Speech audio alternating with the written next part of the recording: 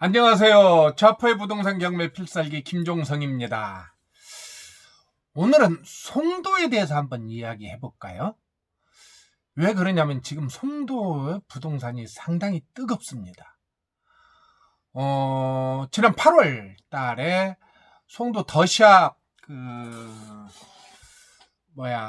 프라임 송도 더샵 센트럴파크 3 분양했잖아요. 근데 견본주택 열자마자 약 3일 만에 4만 5천 명이 다녀갔어요. 4만 5천 명. 그러고 8월 4일날 분양을 했는데 143.2대 1로 1순위 청약이 바로 마감이 됐습니다. 왜 그럴까요? 송도가. 사실 송도 개발은 지금 16년 차에 들어서고 있습니다.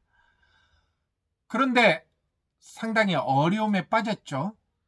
원래 송도가 개발하고 난 다음에 아주 좋았었어요. 좋았는데 지금은 상당히 어려움에 빠졌습니다. 그 이유는 여러 가지가 있을 것 같아요. 사실은 송도에는 처음에 국제기구를 막 유치하려고 그랬었잖아요. 그래서 사실은 유엔 산하기구 하나만 유치가 되고 나머지는 유치가 안 됐어요. 물론 여러 원인이 있죠. 그런데 왜 그럴까요? 송도가 막 활성화됐을 때는 그렇게 국제기구 유치가 되기도 했고, 또 뭐 여러 저에서 국제회사, 글로벌 회사들이 오려고 했었는데 사실은 다 오지 못했고, 지금도 물론 진행형이죠. 왜 그럴까요? 뭐 이유가 많죠. 이유가 많은데 저는 좀 두 가지 얘기를 해보고 싶어요. 뭔 얘기를 하고 싶냐면 첫 번째로는 송도 개발이 국토교통부에서 진행하지 않아요. 그리고 뭐 인천 자유지역경제청인가 뭐 거기서 진행을 합니다. 그러다 보니 그게 원인이 아닌가. 왜 그런 거니? 지금까지 인천은 지금은 이제 민주당 대통령과 민주당 구청장이죠. 지금은 시장이죠. 민주당 아니 지금은 이제 한나라당 시장이잖아요. 그전에는 민주당 시장이었잖아요. 그리고 또 한나라당 대통령이었고 뭐 꼭 제가 그렇게 이야기하는 건 좀 무리가 있을 수 있는데 아무튼 그렇게 인천 지자체장과 꼭 그 대통령하고는 이렇게 달랐던 부분이 없지 않아 있습니다. 또 하나는 교육 문제가 아닐까 생각이 들어요. 예를 들어서 인천에 오는 국제적인 학교가 온다면 미국은 가을 학기잖아요. 한국은 봄 학기고. 근데 우리 교육부에서는 그것을 어떻게 변경해 줄 수 있는 의지가 있었을까요? 아니면 개발청에서 그런 것들까지도 염두에 두었어야 되지 않을까 그런 생각이 들어요. 그러다 보니까 기업을 유치한다 하더라도 아이들 학교 보내는 게 문제가 되겠죠. 그래서 학교 유치가 좀 안 됐어요. 물론 지금 외국인 학교가 있죠. 체드윅이라고 외국인 학교가 있는데 거기는 참 좋습니다. 뭐 학력도 인정이 되고요. 여러 가지 장점이 있지만 아무튼 대학교가 들어오지 못하는 원인이 또 그 원인이 있지 않을까 저는 그렇게 생각이 듭니다. 그런데 지난 8월 21일 날 GTX죠. 수도권 광역 급행열차 예비 타당성 조사를 통과했습니다. 이제 이 예비 타당성 조사를 통과하기 전에 금년 봄에 김현미 교통부 장관께서 수도권 교통 대책을 발표하면서 GTX A 노선, GTX B 노선, GTX C 노선을 신속히 진행하겠다 이제 그런 걸 발표했잖아요. 그러고 난 다음에 송도가 그 각광을 사람들에게 투자에 초점이 찍힌 곳 중에 하나입니다. 송도에서 출발한 GTX는 여의도, 용산, 서울역, 청량리를 거쳐서 남양주까지 80km, 80.1km라고 하네요. 지하 이제 50m에서 통과하죠. 지하 50m에서. 그리고 시속 100km로 달립니다. 상당히 빨리 달려요. 그래서 송도에서 청량리까지는 대강 27분 정도면 간다고 해요. 이것이 22년 착공해서 27년의 완공을 목표로 하고 있습니다. 송도에서 지금 우리 회원들이 다니는 회원들이 있는데요. 송도에서 서울역까지 올라면 지금 대략 1시간 반 정도 걸립니다. 송도에서 강남은 직행 버스가 가기 때문에 40분에서 50분 정도 걸리는데, 이제 이 GTX가 뚫린다면 서울역은 20분대 안으로 도착이 되기 때문에 사실은 교통의 혁명이라고도 과언이 아니죠. 일반적으로 부동산 호재에 따른 상승 효과는 크게 세 가지로 볼 수 있어요. 첫 번째, 착공이 발표됐을 때. 그래서 사실은 이건 GTX B노선은 착공 발표는 전작됐지만 예비 타당성 조사가 가로막고 있었잖아요. 그런데 이것이 금년 8월 달에 통과됨으로써 착공과 같은 사업 계획 발표와 같은 효과를 가지고 온 거예요. 첫 번째는 사업계획 발표를 통해서 한번 상승 효과를 가질 수 있고요. 그 다음은 착공이 들어갈 때, 착공이 이제 언제 들어간다고요? 2022년. 이제 1년 후에는 착공 삽을 뜨겠죠? 예, 삽을 뜨게 됩니다. 지금 이제 GTX 1노선은 이미 동탄에서 삼성역까지는 이미 공사를 전작하고 있어요. 그렇다면 만약 그것이 뚫린다면 동탄은 아주 새로운 도시로 바뀔 겁니다.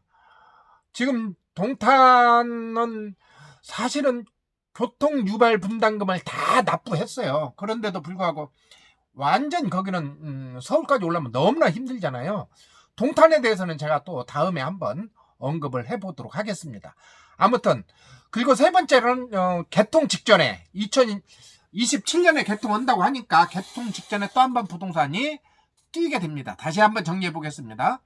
송도는 2019년 8월 달에 예비 타당성 조사를 통과함으로써 사업계획이 발표됐던 것 같은 효과를 거두고 있어요.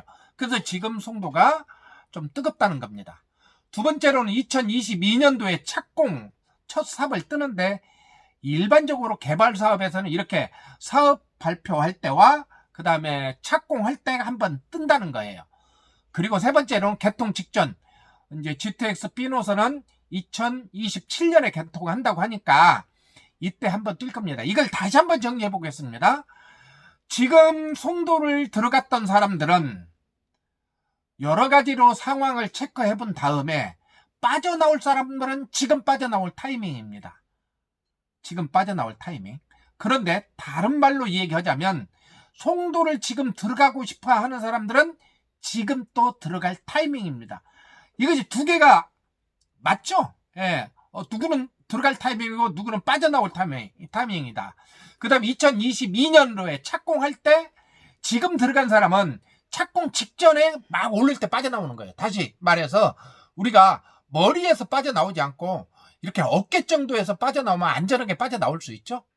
그 다음에 27년도에 완공되는데 완공 직전에 또 한 번 빠져나올 타이밍이다. 이렇게 세 가지 요소를 가지고 말씀드렸는데, 이걸 가지고 들어갈 타이밍과 빠져나올 타이밍을 잘 체크해 보시기 바랍니다. 여기에서 2022년에 착공해서 2027년에 완공이 되면 5년이라는 기간이 필요해요. 상당히 피로감이 있을 수 있습니다. 정책의 변화도 있을 수 있고요. 정권이 바뀔 수도 있고요. 국제 금융에 대한 문제도 있을 수 있기 때문에 5년이라는 기간은 상당히 피로감이 있을 수 있어요.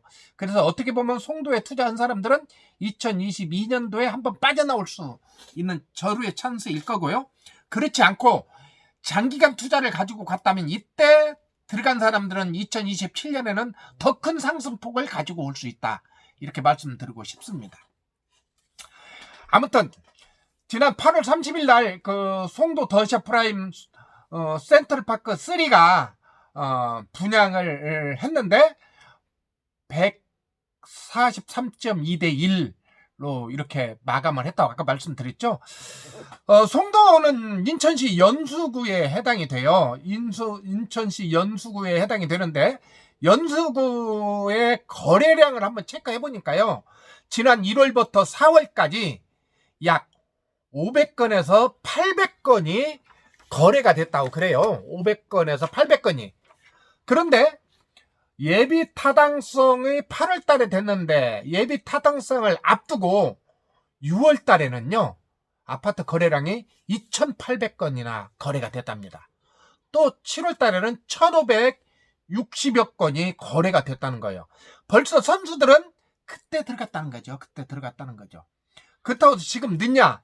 절대 그렇지는 않습니다. 또 송도의 강남이라고 하는 이 국제 업무단지가 있죠. 국제 업무단지. 국제 업무단지는 2015년, 2014년 정도에서부터 업무가 중단돼 버렸어요. 업무가. 그런데 지금 5년 만에 다시 개발을 진행한다고 합니다. 그러다 보니까 이 송도 국제 업무단지가 IBD라고 하는데 국제 업무단지 중심은 센트럴파크를 중심으로 한 송도 국제 도시의 1.3공구잖아요. 1.3공구. 여기를 한번 새로운 투자자들은 집중해 볼 필요가 있다. 그렇게 말씀드리고 싶습니다. 1.3공구는요. 세계 비즈니스를 중심으로 한 국제 업무 기능과 주거, 그 다음에 레저, 쇼핑, 녹지 등을 포함한 센트럴파크, 그 다음에 국제 최대의 학교, 또 동북아 무역타워, 또 G타워, 또 제니크라우스, 또는 골프클럽, 이런 업무단지가 다 건설되고 계획되어 있습니다. 송도의 전체적으로 아파트 평균 시세는요, 평당 약 1,400만원 정도에 형성되어 있습니다. 지금 그렇게 보면 상당히 쌉니다. 송도가 지금. 송도는 대형 평형이 많아요. 대형 평이 많고 평형으로 보면은 33평 이상이 거운 절대대다수에 차지하고 있고 25평은 얼마 없죠. 그래서 상대적으로 25평도 투자 포인트는 아주 좋은 아파트인데, 아무튼 이렇게 IBD에 속한 송도 더샵 등 이 3공구의 매매 시세는 평균 평당 1,700만원에서 1,800만원대라고 합니다. 자, 그러면 우리가 지금 여기서 1,400만원대를 살 것인지 1,800만원대를 살 것인지가 고민이 되잖아요. 여유가 된다면, 아니 어거지라도 돈을 만든다면 1,800만원대를 공략해 보라고 말씀드리고 싶습니다. 또 하나 있습니다. 또 하나. 송도는요, 규제 지역에서 벗어나 있습니다. 우리 서울은요, 서울 전 지역이 투기 지역, 투자 조정 지역, 투기 과열지구로 묶여져 있잖아요. 또 수도권도 일부 있고 부산도 있고 대구도 있고. 그런데 송도는 투기 지역으로 묶여 있지 않다는 겁니다. 투기 지역으로 묶여 있지 않다는 것은 무슨 특징이 있어요? 첫 번째로는 대출에 대한 규제가 완화되어 있다는 거죠. 자, 송도를 다시 한번 정리해 보겠습니다. 첫 번째, GTX 2노선이 예비 타당성 조사를 통과했습니다. 이것은 결국은 사업 계획을 발표한 것과 동일한 효과를 가지고 있어서 지금 송도 부동산이 움직이고 있습니다. 두 번째로는 송도는 투자 규제 지역에서 벗어나 있어서 여러 가지 장점이 있다는 겁니다. 양도세에서도 플러스 양도세를 내는 게 아니죠. 투기 지역 같은 경우는 3주택 이상인 사람한테는 20%, 2주택인 사람은 10%를 더 추가돼야 되는데 송도는 그렇지 않은 지역이다. 그리고 대출도 아직은 규제가 되어 있는 지역이 아니다는 거 우리가 한번 기억해 보셨으면 좋겠습니다. 지금 송도가 이상합니다. 여기까지 마치겠습니다. 안녕히 계세요.